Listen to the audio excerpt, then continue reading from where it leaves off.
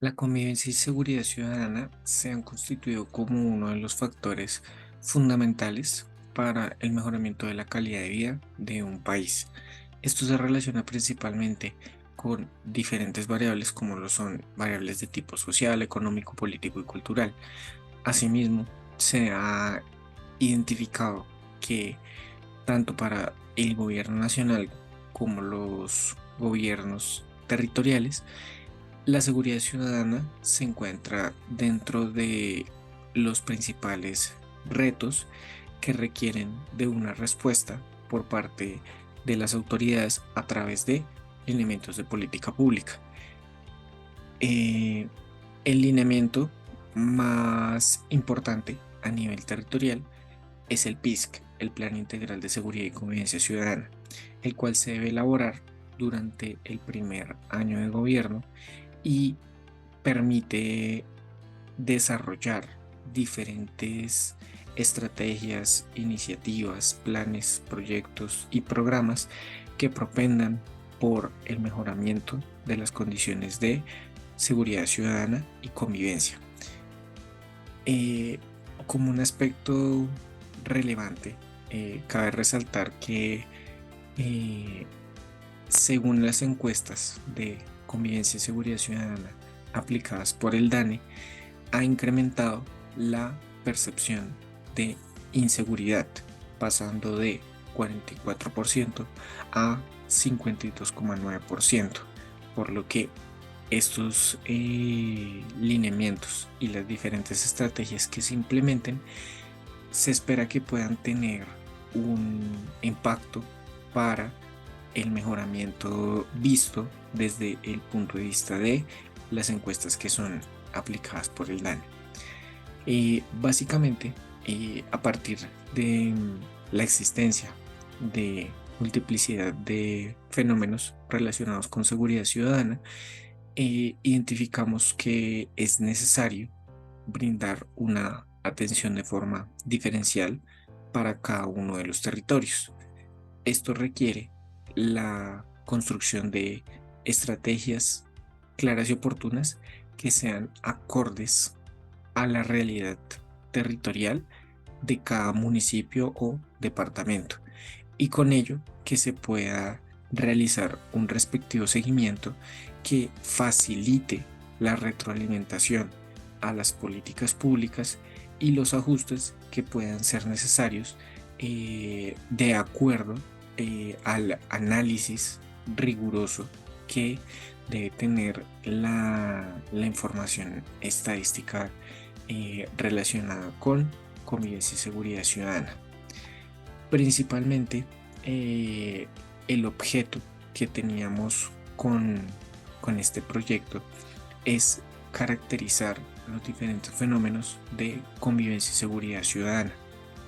Asimismo, poder realizar agrupamientos de los diferentes fenómenos de criminalidad en el que identificamos la alta incidencia de los diferentes hurtos, dentro de los que podemos encontrar hurtos a personas, hurtos a residencias, hurto a comercio y hurto a vehículos. Por último, vale la pena resaltar que es necesario que la toma de decisiones y construcción de estrategias esté basada en evidencia, análisis de datos estadísticos robustos, aplicación de diferentes metodologías de analítica, pero es muy claro que para las entidades territoriales encargadas de realizar el análisis de la información de seguridad ciudadana, existen diferentes obstáculos para la implementación de técnicas de analítica. Y principalmente hablamos de limitaciones del personal con los debidos conocimientos, y segundo, la carencia de recursos. En, en este sentido es muy importante resaltar que hay mucha información disponible en los sistemas de información por parte de la policía, dentro de los que principalmente encontramos el CIETCO, que no es explotado adecuadamente para mostrar análisis de información robustos que puedan ser empleados por parte de las entidades territoriales. Dando inicio al desarrollo del proyecto, se procede a importar las diferentes librerías de Python que se necesitarán a lo largo del análisis. Posteriormente se descargarán de la página nacional del Ministerio de Defensa de Colombia los datos, los cuales se consolidarán, además se filtrarán por los años que son de nuestro interés, en este caso del 2017 al 2022. Una vez consolidados, nos queda un dataframe con 18 columnas y 6.000 filas aproximadamente. Con estos datos organizados, realizamos un proceso de revisión de valores nulos para identificar cuál debería ser la acción, en donde encontramos diferentes variables con un alto porcentaje de nulos. Para esto, observamos que es un comportamiento totalmente normal de nuestros datos, teniendo en cuenta que hay ciudades en donde no se presentaron delitos o no se presentaron denuncias de los mismos. Por lo tanto, procederemos a reemplazar estos valores con 0. Posterior al tratamiento de los datos, se inicia con un entendimiento y análisis preliminar a través de diferentes descriptivos. Inicialmente, se genera un gráfico de barras que nos permita ver el total de delitos presentados año por año, en donde observamos que el 2018 fue el año en que se presentó mayor cantidad de denuncias de delitos, seguido del 2022. Por otro lado, el año con menor cantidad de denuncias de delitos fue el año 2020. Esto puede ser debido a efectos de la pandemia de COVID, que se presentó debido a que las personas en su mayoría se encontraban en cuarentena. Además, también se observa que el hurto a personas es el delito que ha afectado en gran medida a la población en los últimos años, siendo la categoría con mayor participación, seguido de lesiones personales.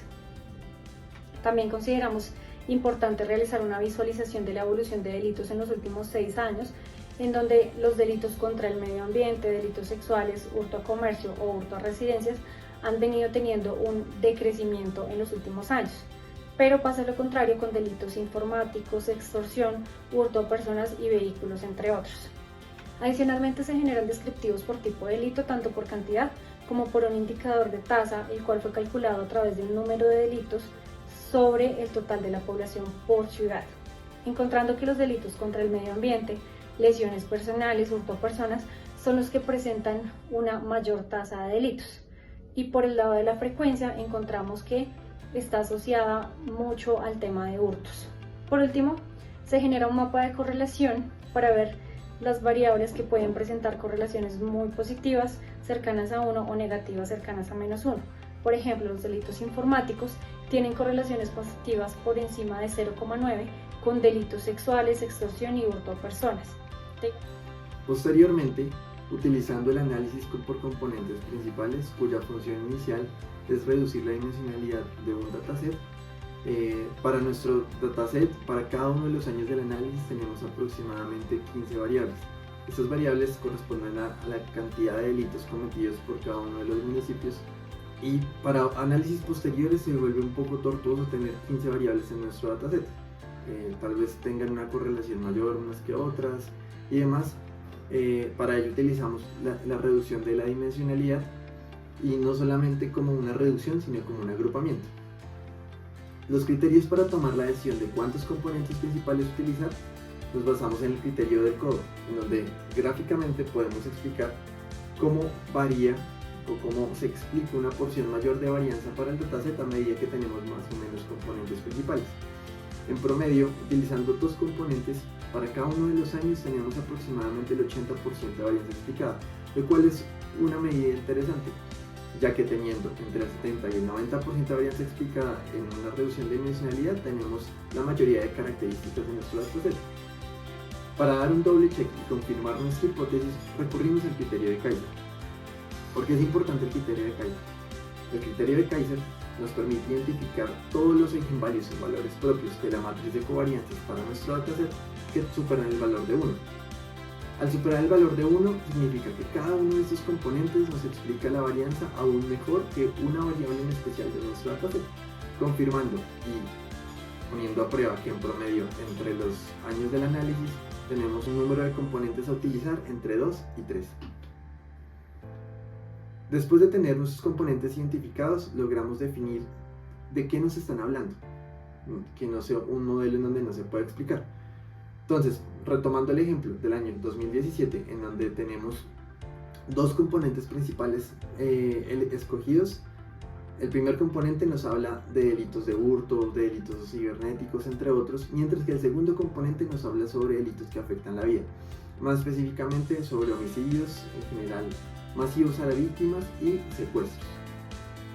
Por último, utilizando el algoritmo de clusterización y análisis no supervisado llamado CAMINS, el cual agrupa cada uno de los puntos de un dataset sin excluir los outliers, tales como presenta el algoritmo de Camedoids. Esto es de vital importancia, ya que ningún punto o municipio de nuestro dataset debería quedarse sin una clasificación específica o agrupamiento.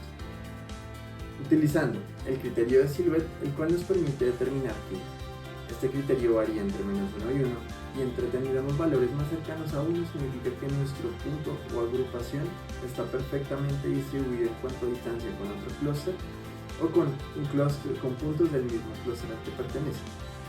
Tenemos en este momento un criterio de Silhouette utilizando nuestros datasets previamente reducidos de 0.78, lo cual es una medida interesante, y al superar el 0.5 nos da una fiabilidad de que nuestra distribución es óptima para 8 clústeres. Esto es de vital importancia, ya que por medio de estos agrupamientos vamos a poder llegar a las conclusiones tales como que ciertas zonas son más propensas a determinada tipología de delitos. A partir de los datos disponibles, es aplicado un análisis de componentes principales para cada año con la finalidad de identificar las variables de mayor incidencia en materia de seguridad ciudadana. Posteriormente, se desarrolla un análisis de clústeres con el método K-means. Con base en el análisis anterior, se estableció un patrón en que los hurtos, extorsiones y homicidios predominaban en la explicación del primer componente principal, mientras que en el segundo se encontraban variables como delitos ambientales, secuestros y homicidio colectivo, por lo que su relevancia es mínima teniendo en cuenta la varianza que aportan al análisis. Asimismo, variables como las lesiones personales y los homicidios en accidentes de tránsito presentaban fluctuaciones en el componente principal en donde se ubicaban, por lo que su variabilidad es muy notoria. Para todos los años fue posible explicar la información en dos componentes principales, excepto para 2018, que fueron identificados 3 componentes principales. Básicamente, la concentración de los delitos se encontró en Bogotá con un 28%, Medellín 7.4%, Cali 6.4%, Barranquilla 2.9% y Cartagena 2%, que corresponde a las principales ciudades del país. Los resultados pueden ser tenidos en cuenta para establecer diferencias estratégicas y lineamientos de política pública que mitiguen la problemática y prioricen algunos municipios más afectados, así como identificar tendencias en las agrupaciones de acuerdo con la categoría de municipios que se agrupan. La caracterización a través de las técnicas empleadas demuestra la necesidad de priorizar en estrategias para contrarrestar hurtos. Las estrategias para combatir los fenómenos no han sido suficientes y ello contribuye al aumento de la percepción de inseguridad en el país, la cual viene en aumento desde el año 2021 y 2022, con un 44 y 52.9% respectivamente. Entre los algoritmos empleados se identifica un buen nivel de explicación y ajuste de los datos para explicar el comportamiento de las problemáticas de seguridad ciudadana y la asociación existente entre ellas.